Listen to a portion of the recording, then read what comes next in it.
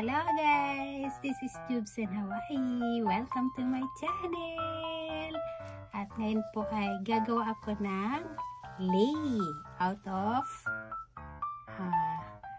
lashes. There we go. Ano nga bang kailangan natin sa paggawa ng ating lei? Ito po yan guys. So, ang gagamitin natin ay itong mga sumusunod. Yan guys.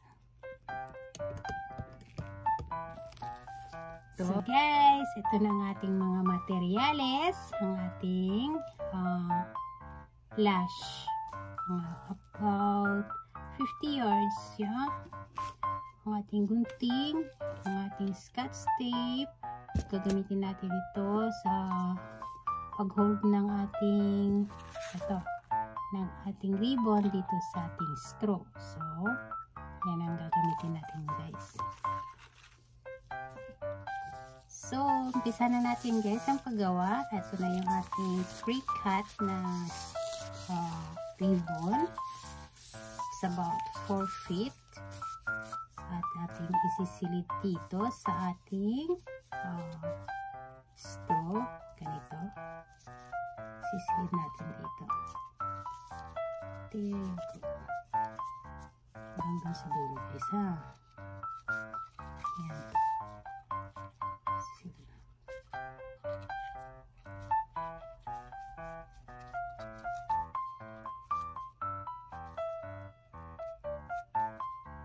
Ayun, lumabas na siya guys sa dulo. So, ano natin siya? Ano natin na ganyan. Ayan, tapos scotch tape natin dito para ma-hold siya. Ayan, ma-hold natin. Ito na yung natin.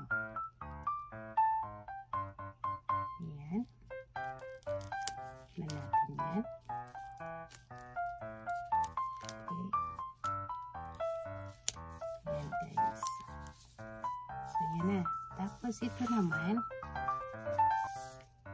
natin dito.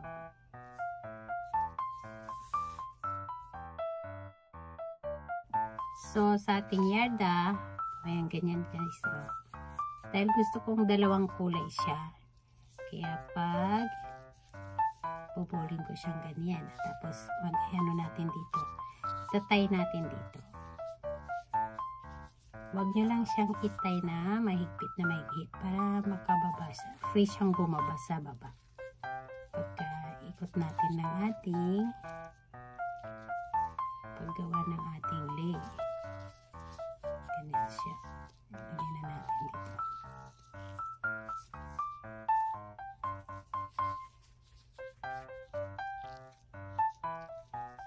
Ayan siya. Ayan. Ganyan lang siya. Free lang siyang bumaba na ganyan siya guys ha. Ayan. So, ito na. Umpisa na natin ang paggawa guys. So, yan. Yan guys. So, umpisa na natin guys. Ganito lang gawin natin. Iikot natin yan. Ganyan. Ganyan. Ganyan. Huwag naman masyadong mahigpit sa ating straw. Tapos, yan na natin na pababa. Ganyan lang siya guys.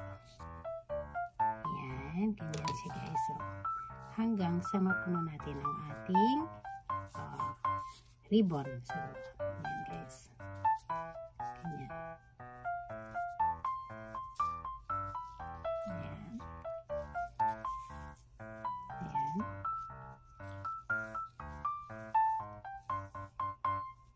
Ayan guys. Ganyan lang siyang gawin nyo hanggang sa mapuno ang ating ribbon guys. So, balikan ko kayo after a few minutes. Habang ginagawa mo to, pwede kang manood ng TV, makipagkwentuhan sa phone. Ayan, ano na tayo guys. Nasa dulo-dulo na tayo ng yarda. Gawin na natin lahat para hanggang sa matapos na.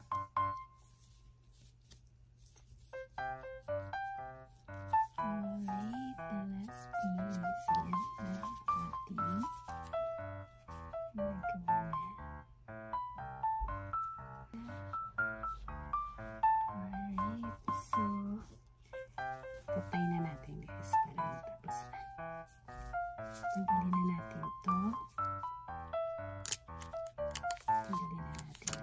natin hilahin natin dyan. Tapos ito tira tayo natin dito na mahigpit.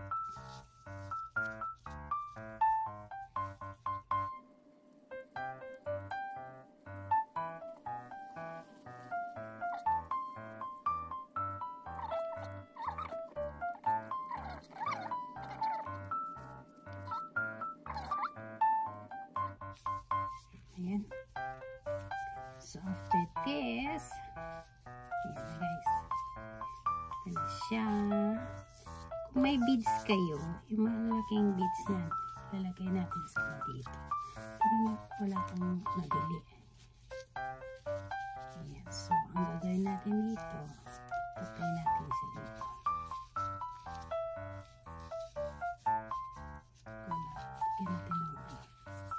Kanya-kanya na tayo na gustong style dito. Yan siya. So, parang matibay siya.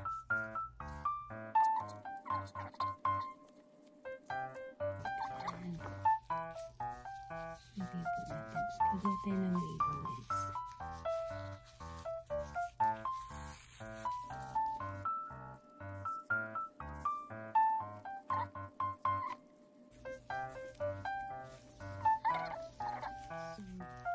And pantayin natin ang ating ribbon.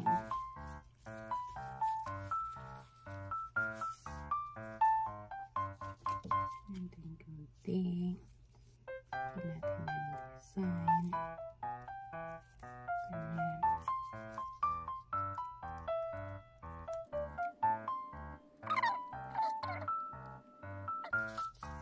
Yan na.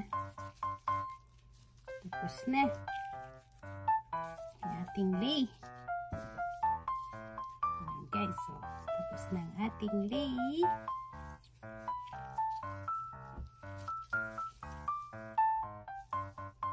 Simple, diba guys? Napakadaling gawin. So, ito na yung ating finished product guys. Ang ating ginawa na lay para sa aking bunso. Diba? Ang ganda ng kulay guys. Maraming salamat sa panonood. And please don't forget to subscribe kung di pa kayo nakasubscribe sa aking channel. Ito po si Job sa Nawahi. Nagpapaalam at nagpapasalamat sa inyong panonood. Maraming salamat. God bless everyone.